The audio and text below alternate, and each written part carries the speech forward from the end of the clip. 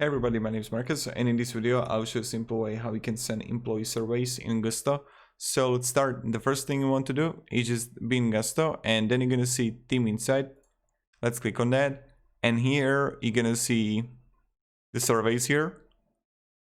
And what you can do is just edit questions here.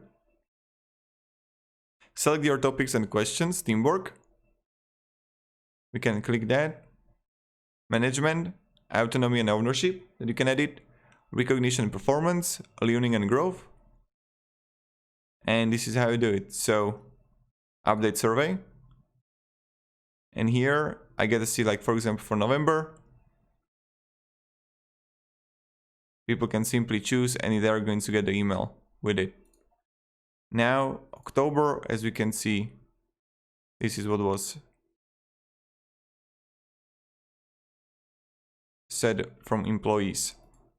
And yeah, thank you very much everybody for watching, and have a great day and goodbye.